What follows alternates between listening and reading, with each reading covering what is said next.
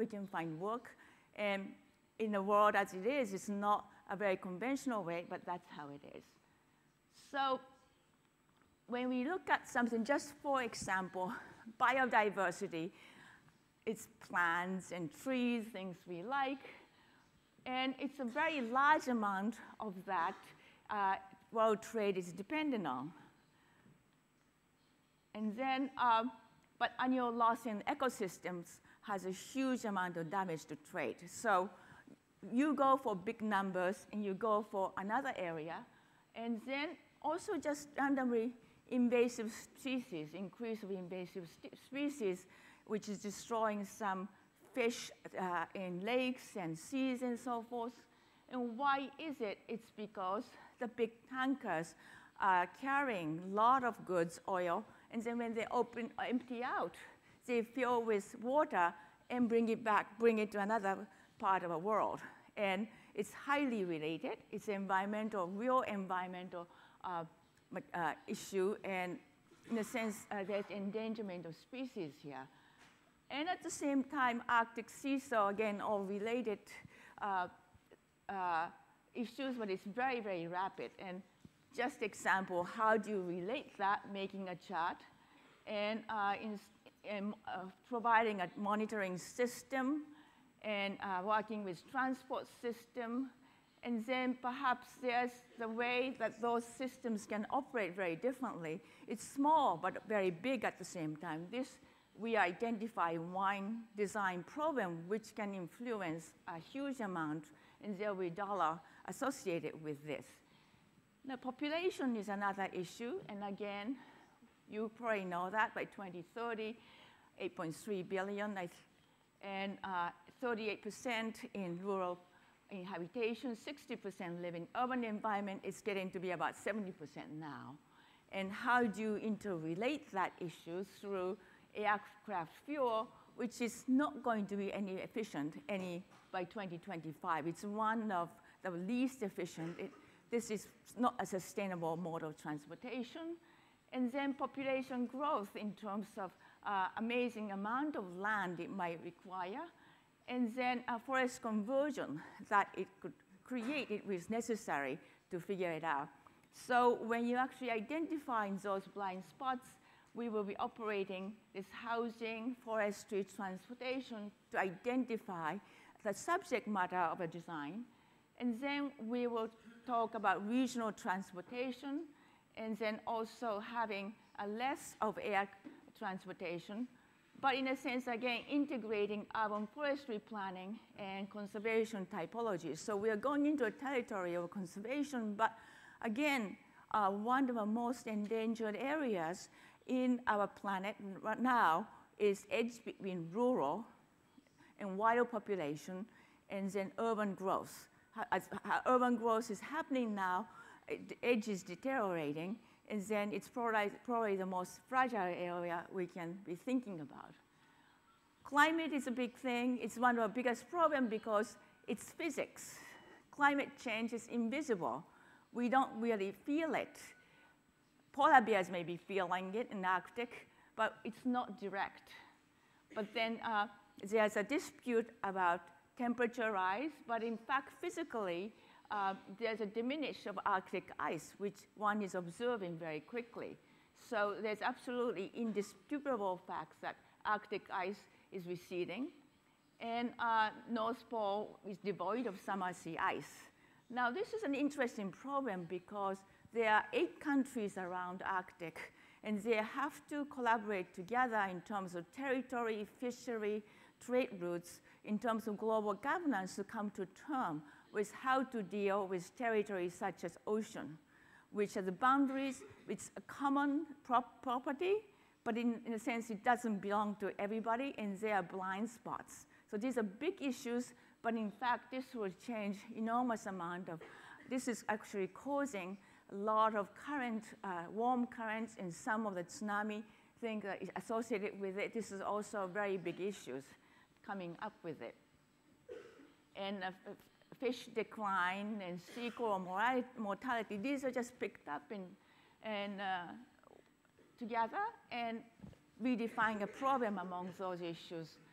And then again, identifying strategies one can make engaging agency, ocean, and inland water bodies governance. And the largest part of it is actually visualization, meaning something Arctic melt you don't know, you can't see. And how can we map it, visualize, and then communicate? Because visual language is universal as opposed to written language.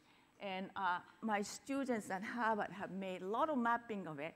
And it was very interesting because instead of making a report, which is about 1 feet thick, like this, you could explain that in 3 maps. So visual language as a power of communication for designers is incredibly important going ahead. It facilitates communication and also facilitates and creates a common language, universal to everybody. Energy is a big issue. These are just statistics, but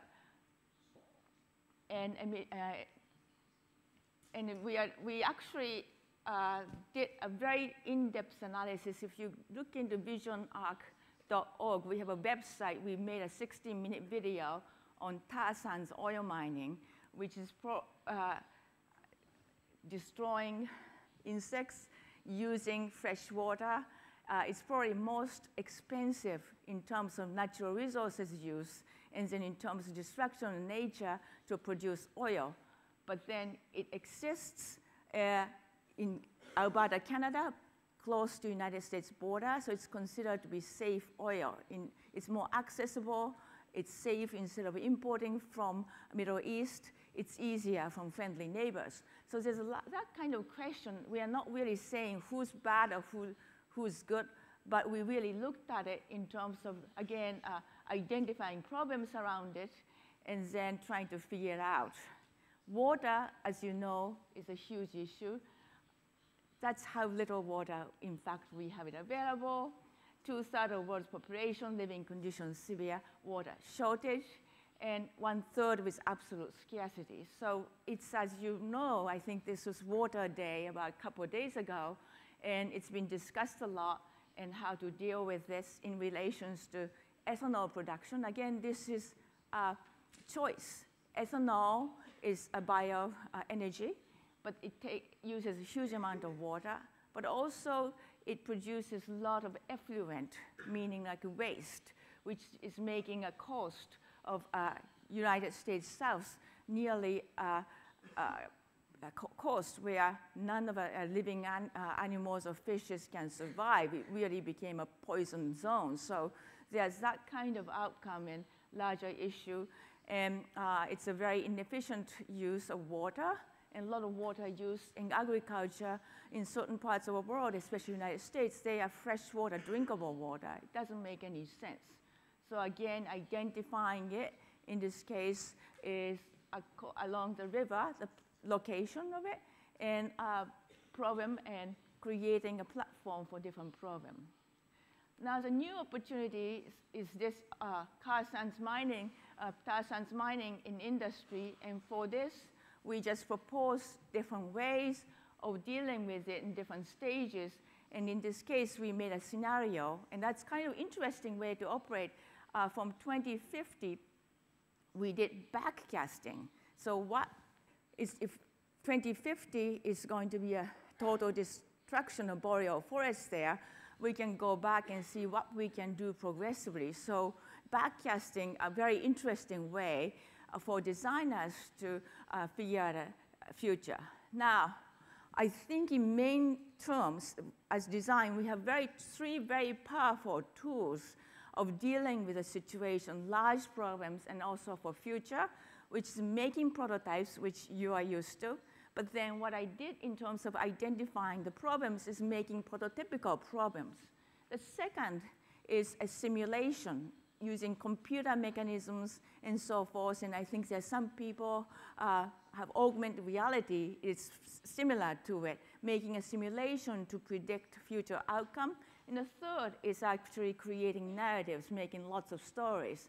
So we made lots of stories of narratives to backcast what we can do.